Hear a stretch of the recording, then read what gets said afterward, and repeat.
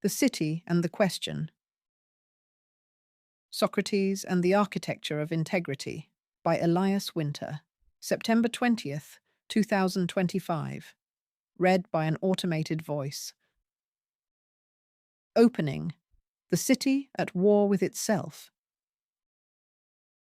Athens had won and then lost the world. The plague ate its breath. The long war with Sparta drained its treasure and its patience.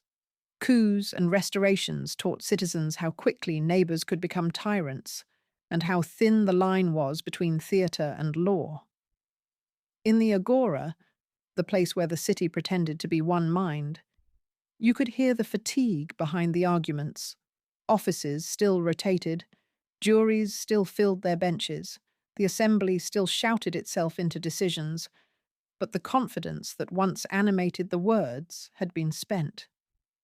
The city had learned how to speak louder than it could think. Into that noise walked a poor, stubborn man who refused to sell speech. He wore the same coarse cloak in winter and summer, went barefoot, and kept no school. Sophists set up shop and took fees. He took nothing. Politicians courted crowds. He courted one soul at a time, often the most important soul in the city, the one speaking in front of him. Where others performed wisdom, he insisted on something more humiliating and more merciful, the exposure of confusion. He was not Athens's smartest man by his own account. He had simply discovered the one thing the city most needed and least wanted, to be shown where its certainty ended. The summons came, he said, from Delphi. A friend, Chaerephon, had asked if anyone was wiser than Socrates. The god replied that none was. He took this not as praise, but as a riddle. To test it, he went to those who seemed wise, statesmen, poets, craftsmen. He found skill without definition, fluency without understanding, talent that mistook itself for truth. The politicians could move a crowd, but could not say what justice was. The poets gave lines greater than themselves, but could not explain their own excellence. The craftsmen knew their trade, but carried that confidence too far. If he had any wisdom, it was negative. He knew the limits of what he knew. That limit, once named, became a method. Question by question, contradiction by contradiction, he made ignorance visible so that knowledge could begin. The city watched him learn to endure before it learned to listen. Years earlier, as a hoplite, he had held the line at Potidea and Delium. He had stood fixed when others broke, and he had carried home wounded men with a calm that looked like stubbornness from the outside and discipline from within. He ate little, slept when he could, and feared less. Those habits, formed with spear and shield, migrated into speech. When men tried to drive him by threat or flattery, his composure did not move. That steadiness would matter when philosophy crossed from conversation to danger. Athens was not simply turbulent, it was split against itself. In 406 BCE, after a naval victory at Arginusae, the assembly, hornet stung with grief over sailors lost in the storm, pressed to violate its own law by trying generals in a single mass vote. On that day, Socrates, serving in rotation among the presiding prytanes, refused to put an unlawful motion to the floor. He withstood the fury of a crowd that had already decided what justice should look like. 2 years later, the city fell. An oligarchic junta, the 30, took power. Among them was Critias, once in Socrates' circle. When the 30 ordered Socrates to help arrest an innocent man, Leon of Salamis, he would not move. Others complied. He went home. The gesture was small and absolute. Lawless power would not borrow his hands. After the restoration of democracy, Athens swore an amnesty to stitch the city back together. It healed what it could and buried what it could not. Resentments dissolved in public and hardened in private. Socrates kept doing the only work he recognized as piety, caring for the soul of the city, one argument at a time. He asked the same unglamorous questions. What is virtue? What is piety? What is courage? And kept discovering that confidence arrives long before clarity. He was a gadfly, he told them later, but not a nuisance by preference. The animal that stings a great drowsy horse is unpopular for a reason. It wakes what would rather keep sleeping. He did not dress his challenge in poetry. He did not soothe it with fees. He did not protect it with a faction. He simply insisted that Athens be as good as it said it was, by becoming as honest as it claimed to be. That insistence put him in collision with the city's public face. If law is the formal conscience of a people, theatre is its informal one. And by the end of the century, the latter had swallowed the former. Aristophanes had made of him a comic mask in clouds, confusing him with fashionable talkers and skybound speculation. The distance between a joke and a charge is shorter than a city imagines when it is ashamed and tired.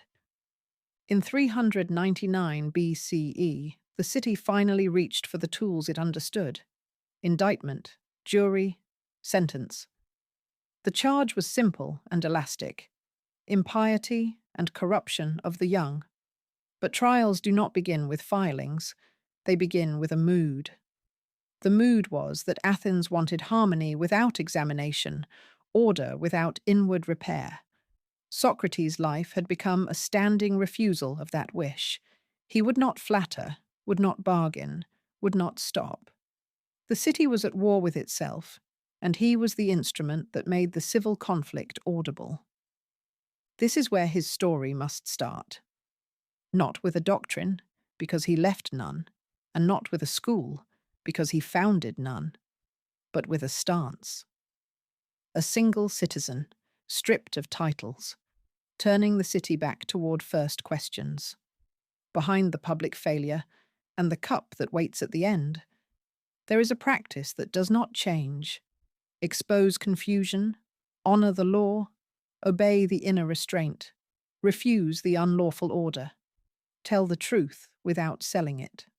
What follows will trace that practice across the 6 faces by which it can be learned: against power, through method, under misrecognition, by interior discipline, in the courtroom, and in the wake he left behind, so that the reader does not merely know the life of Socrates, but inherits his posture. The city will always be tempted to speak more than it can think. Someone must keep asking. Chapter 1. Against the Theatre of Power. Power in Athens wore a costume. It spoke in the assembly with practiced thunder, turned wit into law on the comic stage, and hired teachers of speech to make victory sound like virtue. Socrates did not compete for that costume. He treated public power as a test of private integrity and answered it with 3 instruments: knowledge of the law, obedience to conscience, and a refusal to trade truth for applause. He showed the first instrument in 406 BCE, after the naval battle at Arginusae. A storm had swallowed survivors. Grief and fury swept the city. The assembly wanted speed, not procedure, and moved to try the victorious generals together in a single illegal mass vote. On that day, by the lot that governed Athenian democracy, Socrates served among the presiding officers of the council.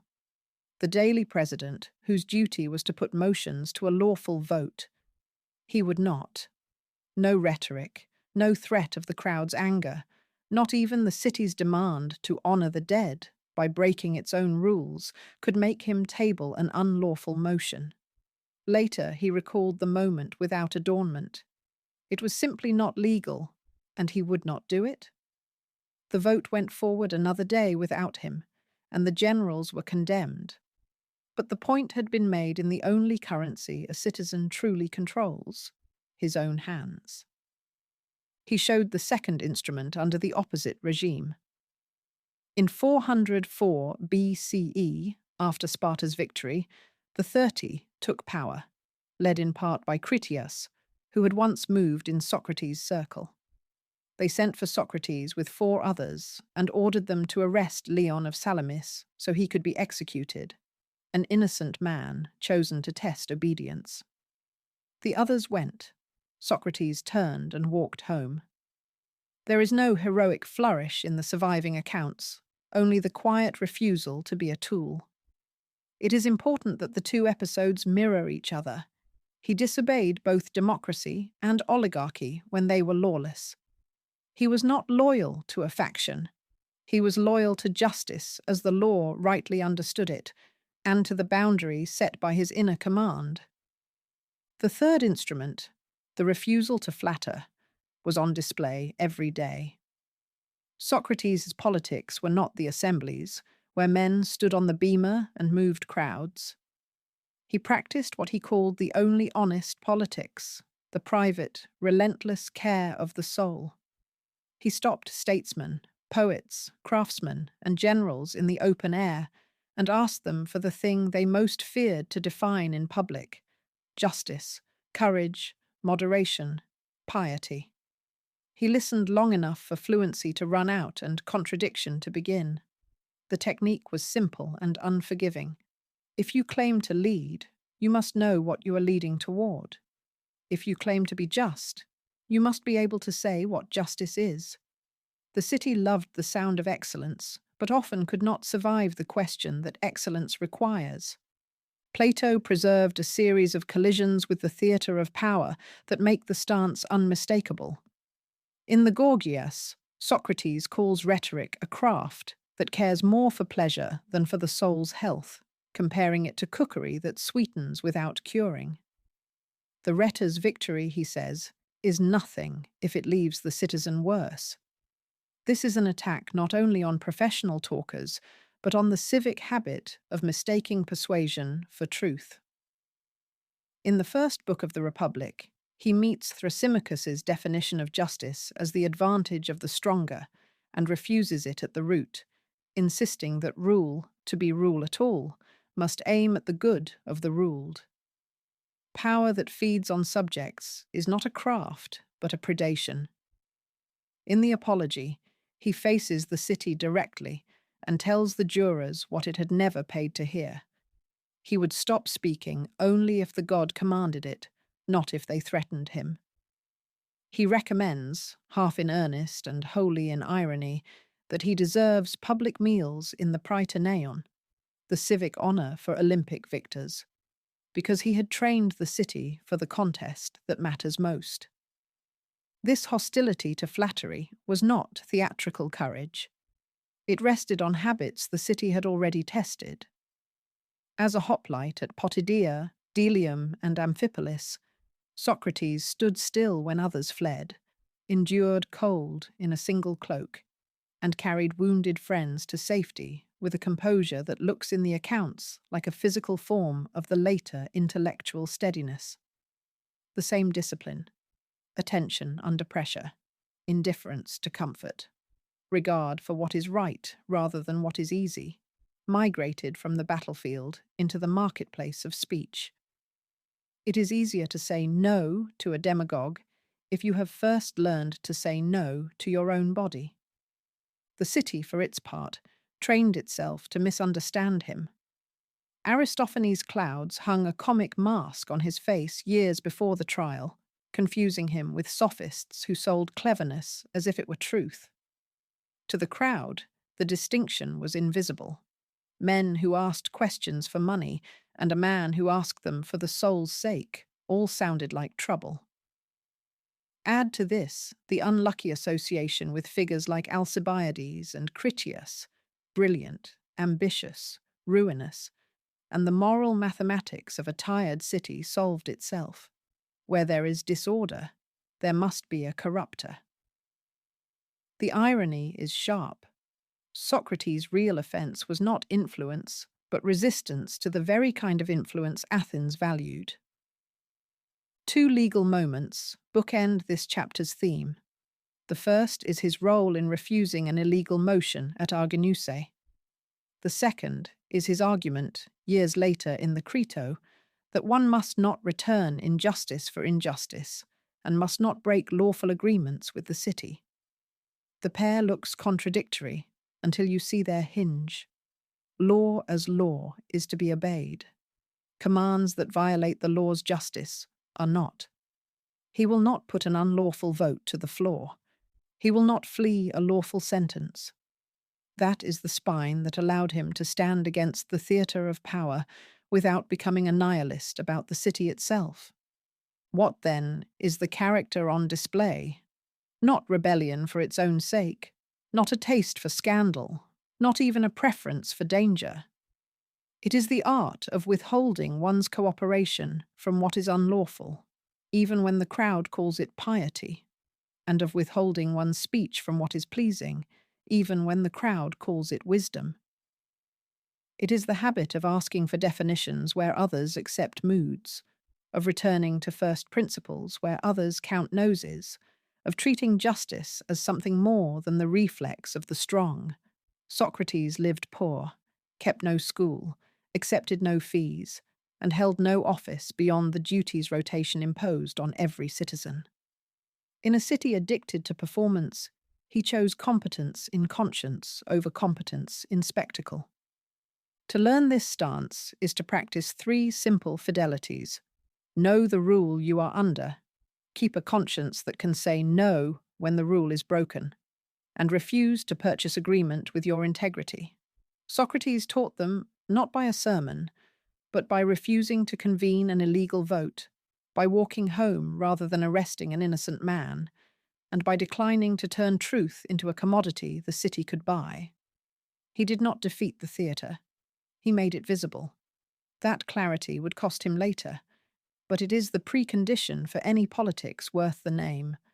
A citizen who cannot be hired to betray the law, and a speaker who cannot be paid to betray the soul. Chapter 2. The Midwife of Thought.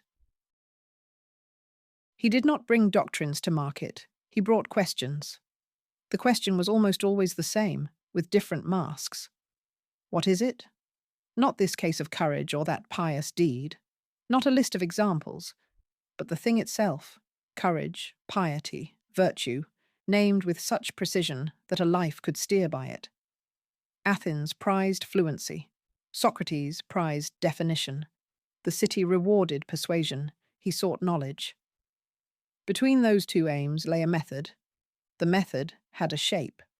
First, he asked for a definition, the T-esti. What is it? Then he invited a partner to champion it. Next came the test. By drawing out further claims the speaker already accepted, he looked for contradictions, places where the statement could not live with the rest of what the speaker believed. When the seams split, the partner fell into aporia, bewilderment. This was not a failure to him. It was the beginning of learning. False confidence had been lanced. The wound could now heal in truth. He explained this work by borrowing his mother's trade. In Plato's Theaetetus, he calls himself a midwife of minds. He has no children of his own, he says, no wisdom to deliver as his own doctrine. But he can tell when another is in labour with an idea, can help the birth go well, and can test whether the child is living truth or a wind egg. He does not implant, he draws out. It is why he will not take money. He is not selling a product. He is aiding a birth. Consider the Euthyphro.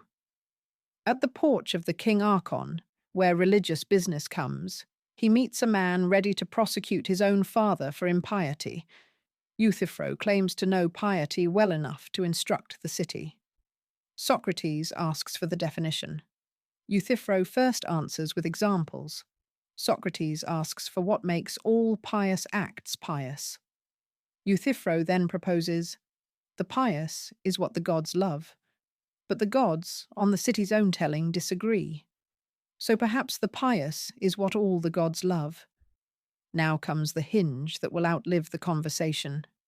Is the pious loved by the gods because it is pious, or is it pious because it is loved? If the former, piety has a form independent of divine favour. If the latter, piety is arbitrary power in disguise. Euthyphro retreats. Aporia arrives. The dialogue ends without a definition, but the mind is cleaner than it began. An unexamined confidence has been exchanged for a precise difficulty. The laches performs the same surgery on courage. Two generals are asked whether boys should learn to fight in armour. The talk slides quickly to what is courage? Laches offers endurance. Socrates shows that reckless endurance is not courageous, and that endurance without wisdom may be a vice. The other general, Nicias, offers a definition closer to Socrates' own habit of appeal to knowledge. Courage is knowledge of what is to be feared and hoped for. But who possesses that knowledge, and of what scope? If it requires a science of the future, then courage belongs only to impossible experts. The net tightens. Again, aporia. The dialogue does not close with a victory, but with a commitment to keep seeking the kind of knowledge that would make endurance wise. In the Protagoras, where Athens' most famous sophist has gathered a paying audience, Socrates presses two linked theses that reveal the temperament behind his method. First, virtue is one, not a bag of independent excellences. If justice and piety are different, how do they overlap so thoroughly in practice? If courage is separable from wisdom, why does the courageous soldier act foolishly when ignorant? Second, no one errs willingly. What looks like weakness of will is, he argues, mismeasurement, choosing the nearer, smaller pleasure over the larger good because one lacks the art of measurement that would see clearly through time. Behind the sparring over whether virtue can be taught is a simple Socratic insistence. Knowledge, not rhetoric, must govern action if action is to be good. This is why he keeps asking for definitions. Without them, citizens are only clever animals of appetite and pride. The Meno stages a crisis in this insistence. How will you look for something if you do not know what it is? Meno asks. If you find it, how will you know you have found it? This is the paradox of inquiry. Either you know and do not need to search, or you do not know and cannot search. Socrates' answer, recollection, belongs to Plato's metaphysics more than to the historical man. But watch what he does with the slave boy. By asking a sequence of questions about a square and its diagonal, he leads an uneducated youth to see that his confident answer was wrong, to feel aporia, and then to discover a true relationship by guided steps. Whether or not one believes in prenatal knowledge, the demonstration reveals Socrates' craft. He does not deliver a doctrine. He composes a path of questions that lifts a mind from illusion to clarity.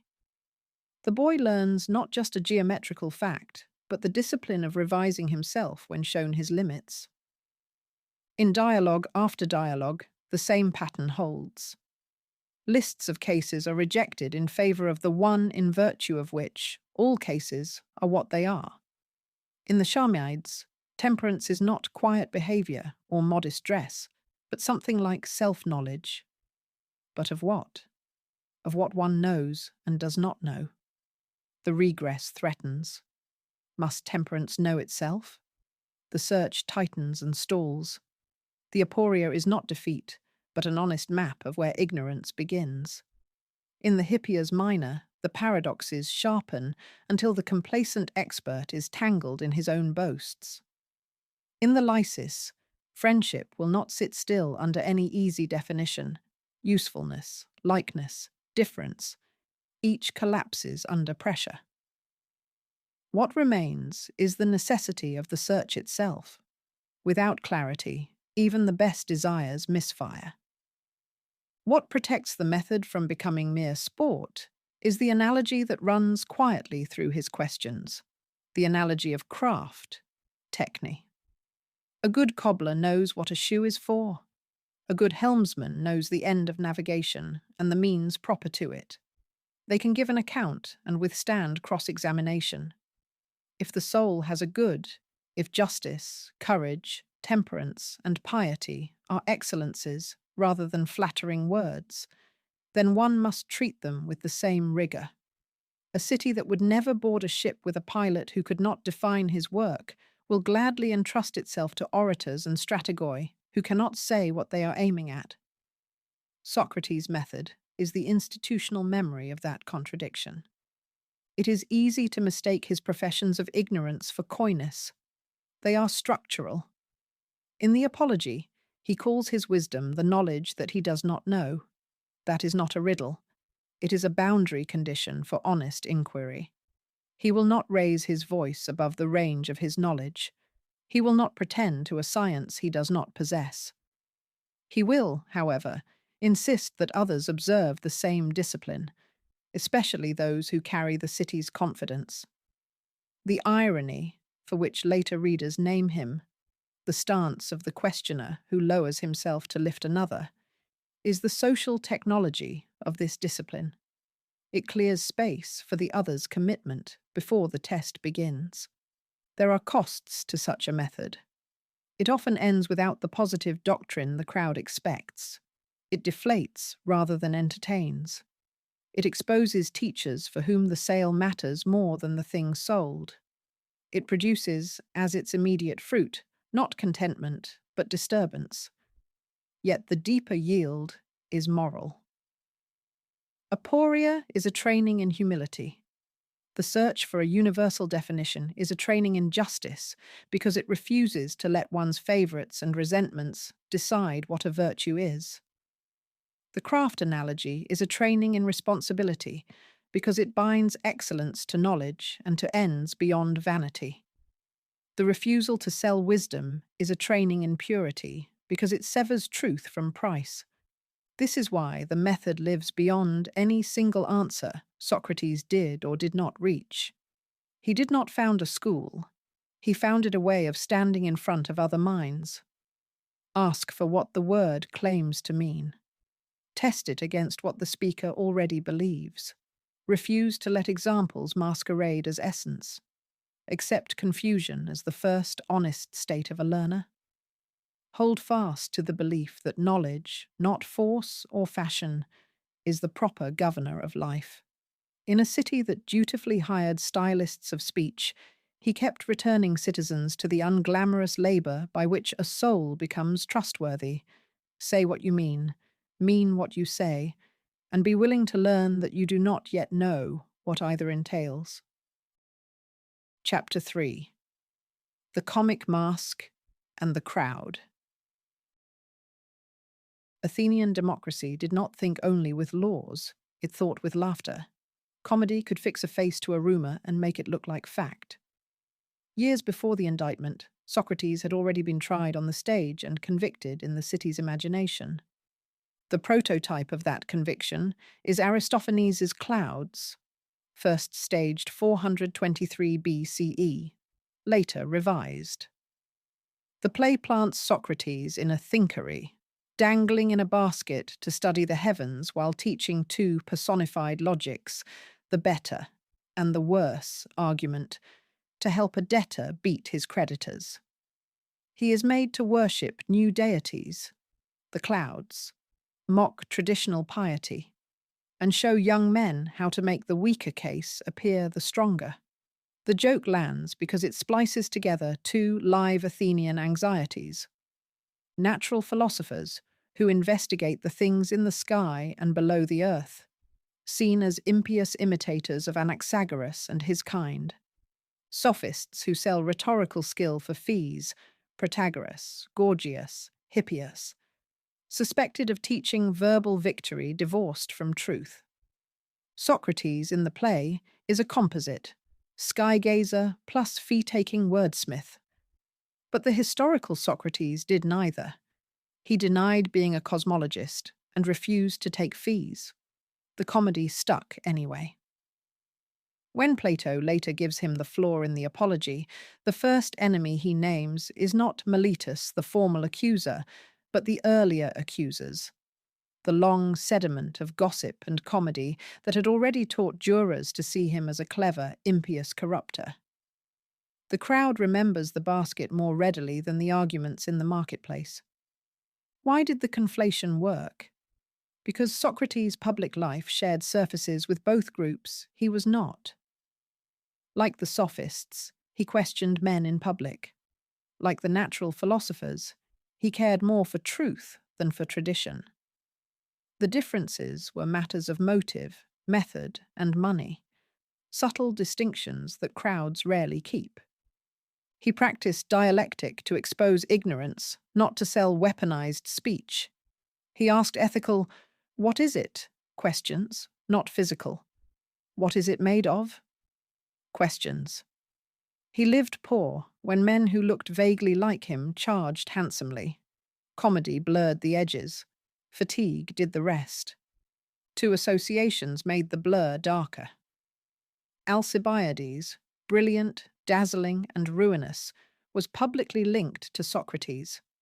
In Plato's Symposium, Alcibiades praises Socrates' unparalleled endurance and recounts how Socrates stood firm at Potidaea and Delium. Yet Alcibiades' career, his role in the Sicilian expedition, 415 BCE, the scandal of the mutilated Herms and profaned mysteries, his defections to Sparta and then to Persia, taught Athenians to connect Socrates' searching influence with a glamorous kind of disorder. Critias, a talented writer once in Socrates' circle, later became a chief of the 30, 404 to 403 BCE, the oligarchic junta, whose executions and confiscations scarred the city. When democracy was restored under an amnesty that forbade prosecuting political enemies for past acts, impiety became the legally available proxy for political fear. A teacher cannot be charged for a student's crimes. He can be charged for corrupting the young. By 399 BCE, the fuses laid by comedy and association had reached the courtroom. Socrates' defense in the Apology turns directly on misrecognition. He distinguishes himself from Sophists by pointing to what every Athenian could verify. He never took fees, kept no school, and made no travelling show. He distinguishes himself from natural philosophers, claiming no expertise about sun and moon, and refusing to replace civic piety with speculative physics. What, then, explains the city's hostility? The Delphic riddle, that no one was wiser, drove him into public examination. Examination exposed pretended knowledge. Exposed men nursed resentment. Resentment fermented into accusation. The chain is psychological and political. When a city confuses reputation with virtue, the man who separates them looks like an enemy. Aristophanes' Clouds ends with the thinkery burned to the ground, a slapstick fantasy of civic cleansing. The real Athens could not burn an institution Socrates did not have, so it set fire to the person. The indictments were elastic enough to catch a mood. Impiety. He does not acknowledge the gods the city acknowledges, and introduces new demonic things. Corruption of the young. He makes imitators of his questioning, boys who catch the habit of unmasking pretension in fathers and officials. Socrates answers both with the same instrument he used everywhere: distinction. A daimonion, he says, is an inner restraint that keeps him from injustice, not a private cult. As for the young, he never recruited them. They followed because they preferred hearing their elders questioned to hearing them praised. If I have harmed them, they will testify, he says, and calls none of the supposed victims because none present themselves. The crowd does not change its mind easily once a mask has been fixed to a face. This chapter is not a complaint about comedy. Aristophanes is not a prosecutor. He is a weather vane. The air had already shifted. 27 years of war had taught Athens to seek order without examination. The post-war amnesty demanded forgetting without healing. In such a climate, a man who insists on distinguishing skill from wisdom, piety from fashion, and courage from loudness is tiring. Laughter helps the city forgive itself for not listening. It turns a physician into a quack and then blames him for the illness. A few precise lessons survive the noise. Keep the lines clear. Socrates spends the opening of the Apology separating himself from lookalikes. When the stakes are high, distinctions are not pedantry. They are survival. Expect borrowed charges. When a city cannot legally try you for what it fears, it will try you for what it can name. Socrates' case rides on categories, impiety, corruption, elastic enough to hold resentment. Refuse the sale. The fee is not just money, it's the agreement to turn inquiry into performance. His poverty is a rhetorical strategy as much as a moral one. It blocks the city from calling him a merchant of doubt. Live so that your answers are public. He points to his life as evidence. No school, no fees, unbroken obedience to law when just, refusal when unlawful. In a crowd, arguments travel poorly, conduct travels well. The misrecognition did not end with the verdict. It would take Plato's dialogues and Xenophon's memoirs to unmask the mask for later centuries, preserving a man whose method was ethical rather than cosmological and whose poverty was policy rather than incapacity. But in 399 BCE, the jury did not have Plato's corpus. It had a memory of a basket and the fatigue of a century.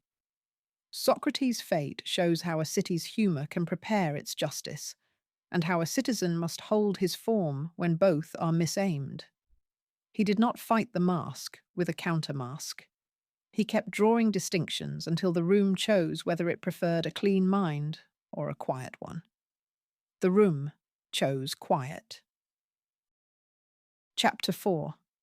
The Daemon and the Discipline. He obeyed before he argued. Long before jurors weighed his words, Socrates had already chosen the government under which he would live. An inward restraint he called the daimonion. In the Apology, he describes it plainly. A divine sign. Present since childhood. Not a spirit he worshipped, but a check that always turns me away from what I am about to do, but never urges me on. It is a grammar of no. Where others sought visions that command, his piety was a brake that preserves. The city accused him of inventing new gods. He claimed only this: a familiar prohibition that kept him from injustice. That negative command shaped the public life he would not have. When friends pressed him to enter politics, he said the sign restrained him. He would fight for the city as a hoplite and honour the law as a citizen, but he would not seek office where the pressure to flatter would drown the pressure to be true. The daemon's refusal did not make him passive, it made him precise. He acted where he could be fully responsible for his hands and withheld them where the crowd owns a piece of every deed. On the field, the same discipline had a body. Alcibiades' speech in the Symposium gives the portrait Athens could verify. Socrates marched barefoot in winter and bore cold better than men with boots. He wore the same cloak year-round. He needed less sleep and food than others, but could, when circumstance demanded, drink everyone under the table without losing his clarity. At Potidaea, he stood immovable in endurance and, when Alcibiades fell, lifted and saved him, then insisted the prize for valour go to the younger man. At Delium, when the Athenian line broke, Socrates withdrew slowly and in order, his eyes level, deterring pursuit. Courage here is not fever, but control. The virtue he would later seek to define in conversation had already been rehearsed in the economy of the body.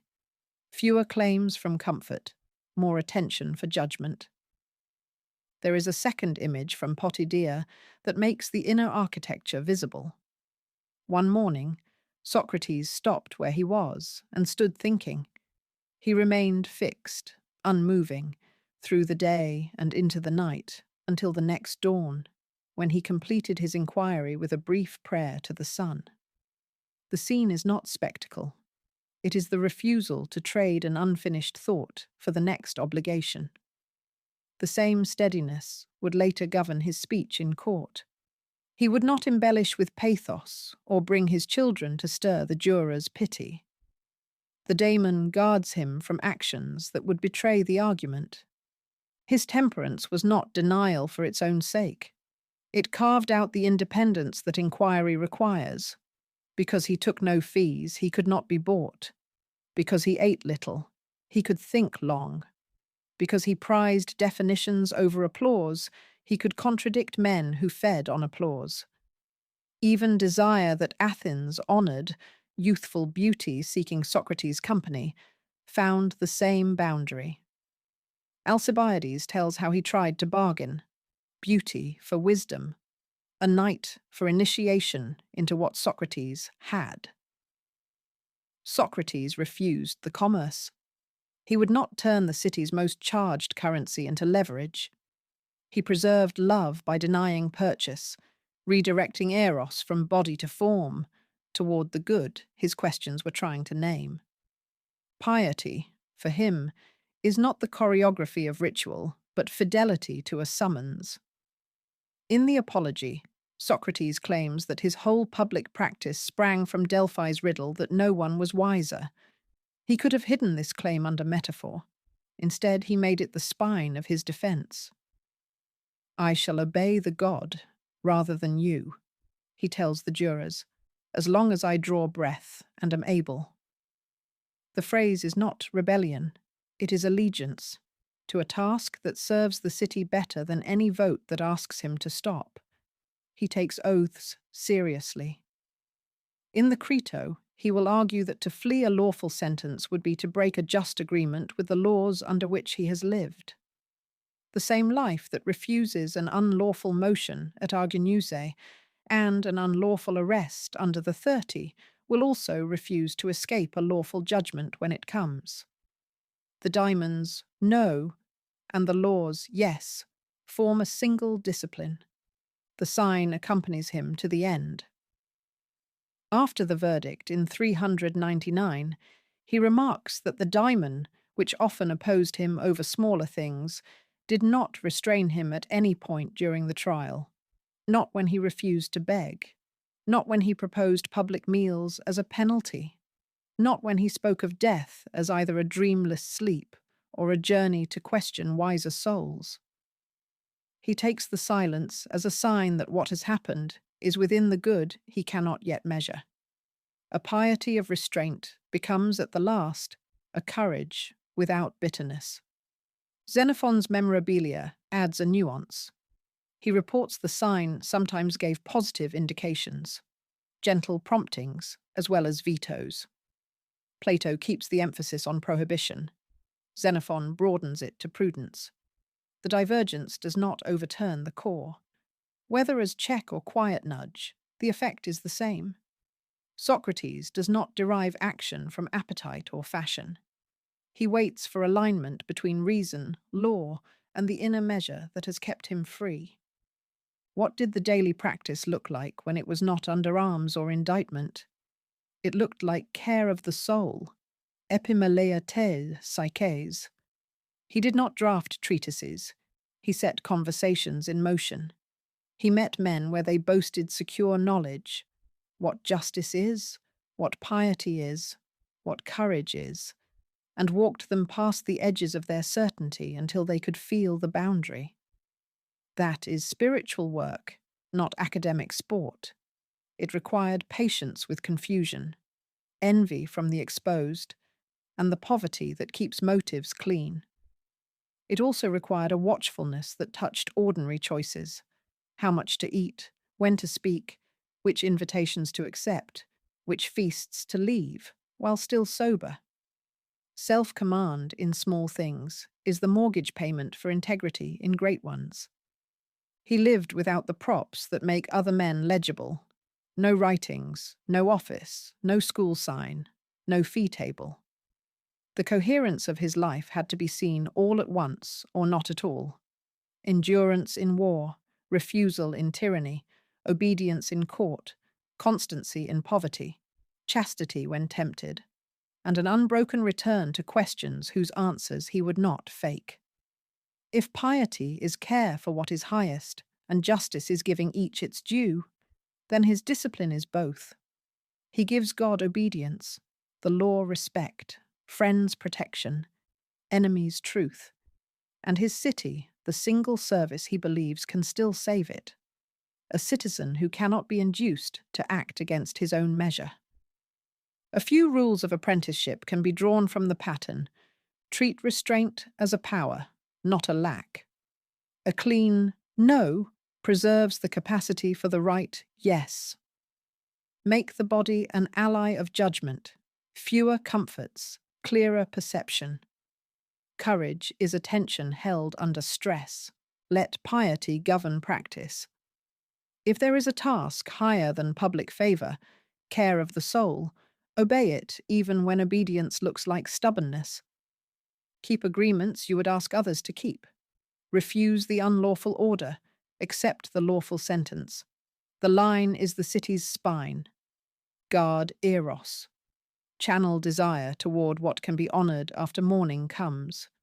Socrates' daemon did not tell him what truths to teach. It trained him to be the kind of man a truth could trust. The world could move him by threat and by laughter. It could not move him by appetite.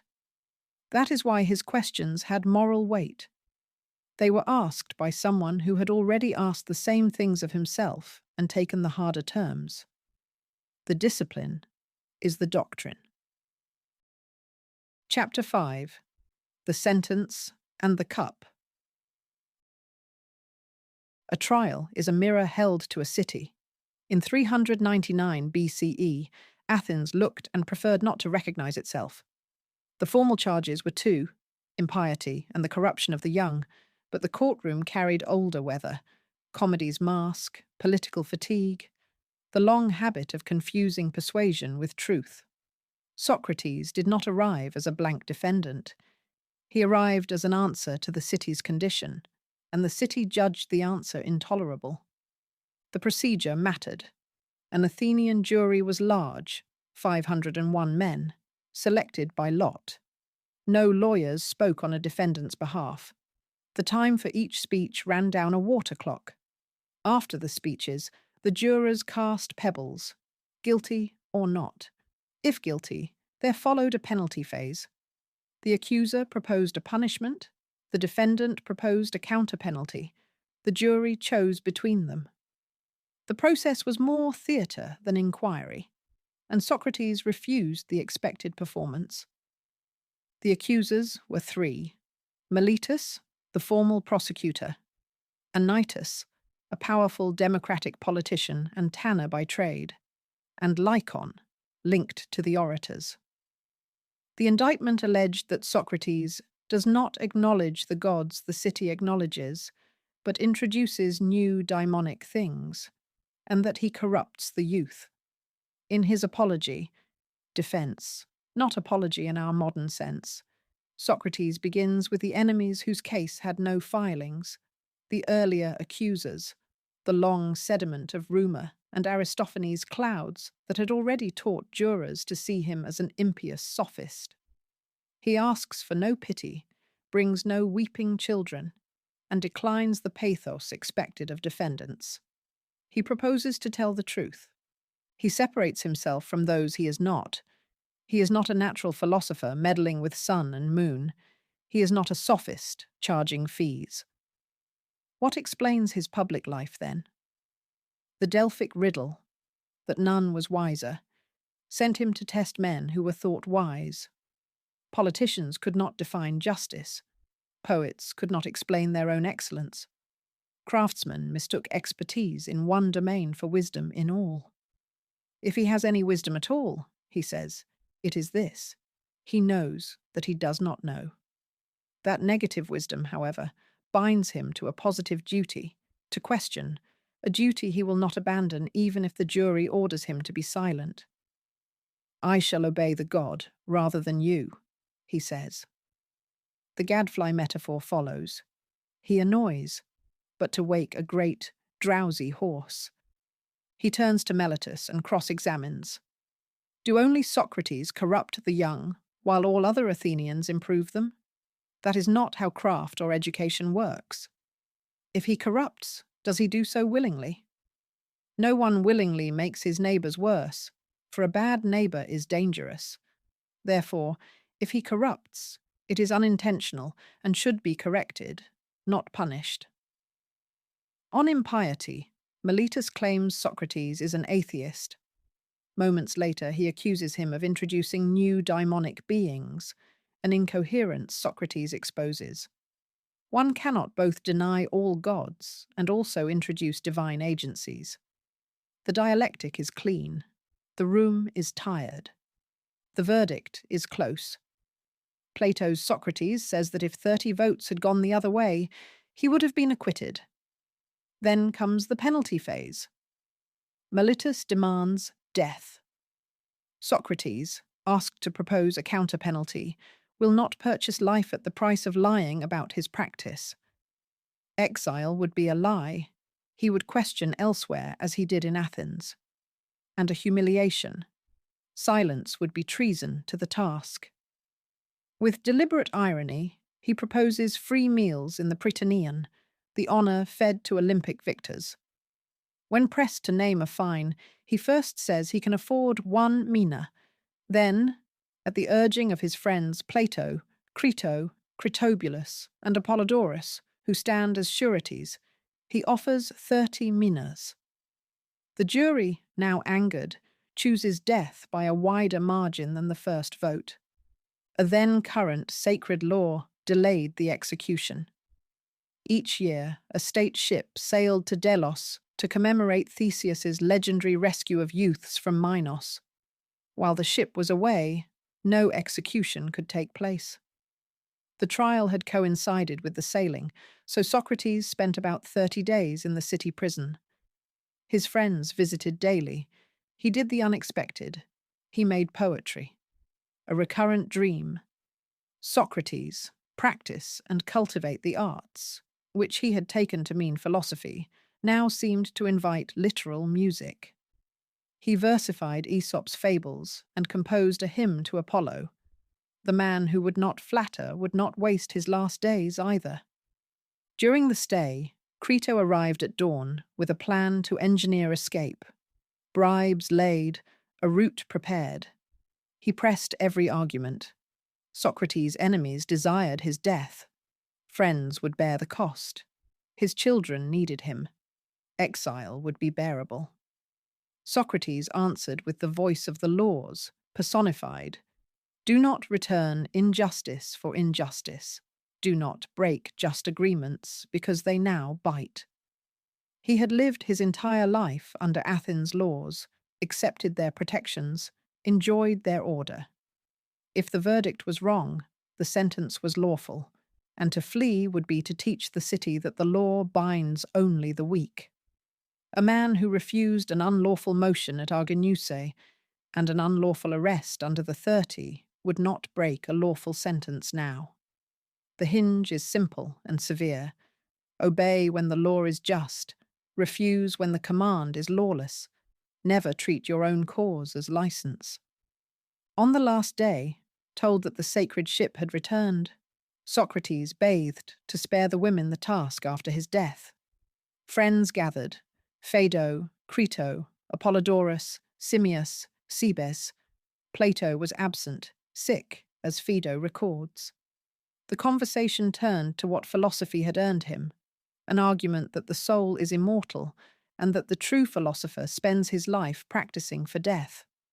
The arguments came in order, from opposites, life from death, death from life, from recollection, learning as remembering, from affinity, the soul's likeness to the invisible, And finally, a stricter argument that treats the soul as bound to life itself. Objections rose. He answered them without hurry. What mattered as much as any proof was his manner. The same composure he had shown at Delium and before jurors, now present at the brink. When the official from the 11, the magistrates over prisons, came with the orders, even he wept. The jailer who had tended Socrates spoke kindly. Socrates spoke gently back. The cup of hemlock was handed to him. "What must I do?" he asked. "Walk around until your legs feel heavy," the man said. He drank without theatrics, neither rushing nor resisting. He walked until numbness rose from his feet. He lay down as instructed. He pinched his foot and felt nothing. The friends failed their composure. Apollodorus cried out. And he asked for quiet, not out of severity, but to keep faith with the act. Covering his face, he said the last sentence Plato gives him. "Crito, we owe a cock to Asclepius. Pay the debt and do not neglect it." The god Asclepius healed the sick. The implication is spare and enormous. Death as a cure, of ignorance, of the body's confusions, of the city's noise.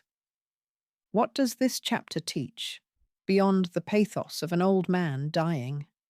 That the trial was the logical completion of a life already decided. He would not trade truth for advantage in the courtroom. He had not done so in the council chamber or under tyranny. He would not misuse the law for personal safety. For him, law was not the crowd's mood, but the city's pledge to itself. He would obey the god, keep questioning, whatever verdict men delivered. The silence of the daimonian during the trial he took as sanction. This, too, belongs to the order he cannot see. The coherence is the point. Philosophy is often accused of evasion, fine words, soft lives. Socrates sealed his argument with the most demanding proof available to a citizen. He lived the consequences. He refused unlawful commands when it cost him influence. He accepted a lawful sentence when it cost him life. He would not flatter the jury into acquittal, would not flatter friends into an escape, and would not flatter himself with a bitterness that blames the city for being what it was. He gave Athens something rarer than victory, a demonstration that integrity can be complete. The effects were not immediate. The city did not repent at once. No chorus walked out of the theatre ashamed. But the pattern is legible. When a polity confuses eloquence with wisdom and order with forgetfulness, a single citizen who knows how to say no and when to say yes becomes a constitutional resource. Socrates' death did not invent that resource. It revealed it. The cup was an argument. He made it without anger.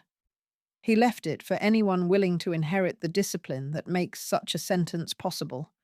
Not the legal sentence, but the inward one a person passes upon himself.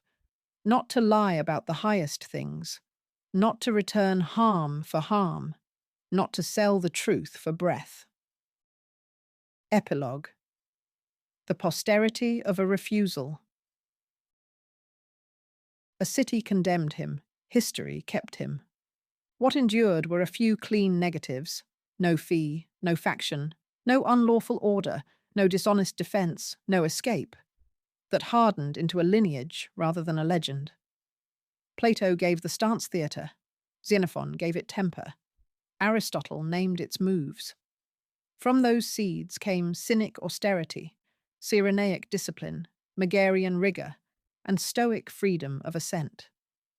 Rome treated him as philosophy's hinge, the early church as a pagan witness to the Logos, Islam as a sage of sobriety. The Renaissance measured life by him, and the moderns proved their adulthood by arguing with their father, Kierkegaard's purifying irony, Nietzsche's indictment of Socratism, Hegel's birth of subjective freedom, Arendt's two-in-one of thinking, Popper's open society. Because he wrote nothing, every age chose its Socrates. But beneath the portraits, the posture does not change. He will not claim what he does not know, cooperate with unlawful power, sell the craft of the soul, or save his life by betraying his work. From that constancy follow the rules a city can live by. Keep a boundary around knowledge, distinguish law from command, detach truth from price, make the body an ally of judgment, expect misrecognition, accept aporia without shame. Athens could not hold that coherence. War, resentment, and fatigue mistook examination for harm, so it killed the man who embodied it. Posterity reopened him, turning refusals into classrooms, dialogues, and exemplars. He left no book or office, only a form of life that travels. A citizen who cannot be hired to betray the law or frightened into betraying the truth. The question he leaves is simple and exacting. Who will take up again the modest, renewable posture by which a human voice becomes weight-bearing, and a city learns to think at least as much as it speaks? Elias Winter, author of Language Matters, a space for reflection on language, power, and decline. Thanks for reading Language Matters. Subscribe for free to receive new posts and support my work.